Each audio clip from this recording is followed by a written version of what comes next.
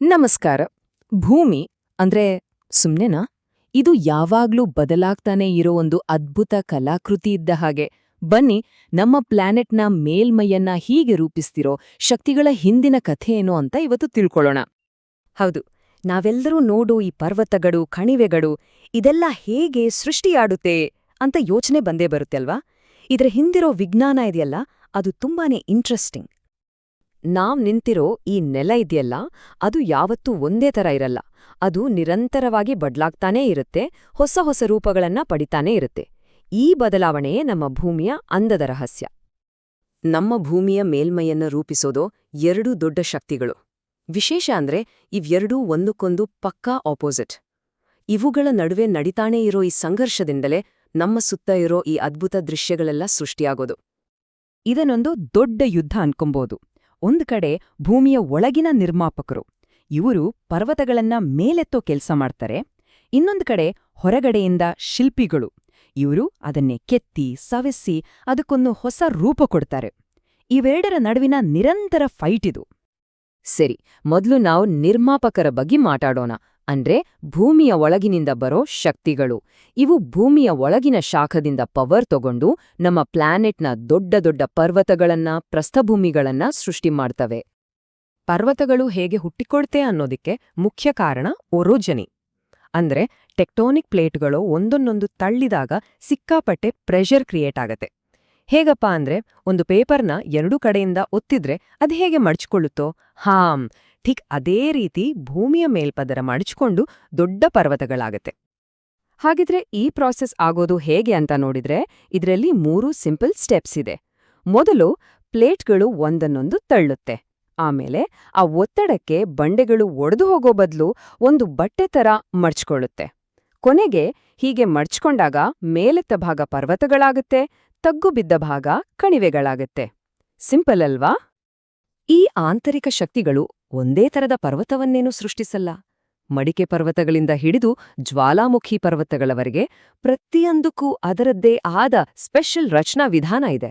ಉದಾಹರಣೆಗೆ ನಮ್ಮ ಹಿಮಾಲಯ ಇದೆಯಲ್ಲ, ಅದು ಒಂದು ಮಡಿಕೆ ಪರ್ವತ. ಆದರೆ ಎಲ್ಲಾ ನಿರ್ಮಾಣ ಕಾರ್ಯಗಳು ನಿಧಾನವಾಗಿ ಆಗಲ್ಲ. ಜ್ವಾಲಾಮುಖಿ, ಭೂಕಂಪದಂತಹ ಕೆಲವು ಶಕ್ತಿಗಳು ಸಡನ್ ಆಗಿ ಬಂದು ಕೆಲವೇ ಕ್ಷಣಗಳಲ್ಲಿ ಭೂಮಿಯ ಚಿತ್ರಣವನ್ನೇ ಬದಲಾಯಿಸಿಬಿಡಬಹುದು. ಸರಿ, ಈಗ ನಿರ್ಮಾಪಕರ ಕಥೆ ಮುಗಿತು. ಇನ್ನು ಶಿಲ್ಪಿಗಳ ಸರದಿ. ಭೂಮಿಯನ್ನ ರೀಶೇಪ್ ಮಾಡುವ ಈ ಬಾಹ್ಯ ಶಕ್ತಿಗಳು ಸೂರ್ಯನ ಎನರ್ಜಿ ಮತ್ತು ಗುರುತ್ವಾಕರ್ಷಣೆಯಿಂದ ಕೆಲಸ ಮಾಡ್ತವೆ. ನೋಡಿ, ಈ ಶಿಲ್ಪಿಗಳು ನೇರವಾಗಿ ಕೆಲಸ ಶುರು ಮಾಡಲ್ಲ. ಮೊದಲು ಬಂಡೆಗಳನ್ನ ಸಿದ್ಧಪಡಿಸಬೇಕು. ಅದಕ್ಕೆ ವೆದರಿಂಗ್ ಅಂತಾರೆ. ಈ ಪ್ರಕ್ರಿಯೆಯಲ್ಲಿ ದೊಡ್ಡ ದೊಡ್ಡ ಬಂಡೆಗಳು ಸಣ್ಣ ಸಣ್ಣ ಚೂರುಗಳಾಗ್ತವೆ. ಆಗ ಶಿಲ್ಪಿಗಳಿಗೆ ಕೆತ್ತೋದು ಸುಲಭ ಆಗತ್ತೆ. ಇದು ಕೆತ್ತನೆ ಕೆಲಸದ ಮೊದಲ ಹೆಜ್ಜೆ. ಹಾಗಾದ್ರೆ ಈ ಶಿಲ್ಪಿಗಳ ಟೂಲ್ಸ್ ಯಾವುದು? ಅವರತ್ರ ಇರೋದು ನದಿಯ ನೀರು, ಸಮುದ್ರದ ಅಲೆಗಳು, ಜೋರಾಗಿ ಬೀಸೋ ಗಾಳಿ, ನಿಧಾನವಾಗಿ ಚಲಿಸೋ ಹಿಮನದಿ ಮತ್ತೆ ಭೂಮಿಯೊಳಗಿನ ನೀರು ಕೂಡ. ಪ್ರತಿಯೊಂದು ಟೂಲ್ ಕೂಡ ಭೂಮಿಯನ್ನ ಬೇರೆ ಬೇರೆ ರೀತಿ ಕೆತ್ತುತ್ತೆ. ಅದಕ್ಕೆ ನಮ್ಗೆ ಇಷ್ಟೊಂದು ತರಹದ ಭೂರೂಪಗಳು ನೋಡಕ್ ಸಿಗೋದು. ಬನ್ನಿ, ಈಗ ನಿರ್ಮಾಪಕರು ಮತ್ತು ಶಿಲ್ಪಿಗಳ ನಡುವೆ ನಡೀತಿರೋ ಈ ಯುದ್ಧದ ಅದ್ಭುತ ರಿಸಲ್ಟ್ಸ್ ಏನು ಅಂತ ನೋಡೋಣ. ಈ ಹೋರಾಟದಿಂದಲೇ ನಮ್ಮ ಭೂಮಿಗೆ ಇಷ್ಟೊಂದು ವೈವಿಧ್ಯಮಯವಾದ ಸೌಂದರ್ಯ ಬಂದಿರೋದು. ಈ ಶಿಲ್ಪಿಗಳ ಪೈಕಿ ಅತ್ಯಂತ ಪವರ್ಫುಲ್ ಅಂದ್ರೆ ಅದು ನದಿ.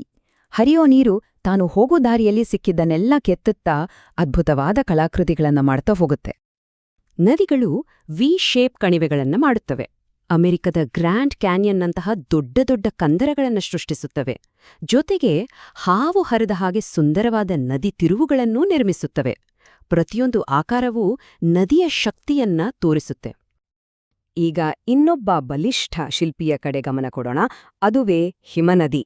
ನಿಧಾನವಾಗಿ ಚಲಿಸೋ ಈ ಬೃಹತ್ ಮಂಜುಗಡ್ಡೆಗಳು ಭೂಮಿಯ ರೂಪವನ್ನೇ ನಾಟಕೀಯವಾಗಿ ಬದಲಾಯಿಸ್ಬಿಡ್ತವೆ.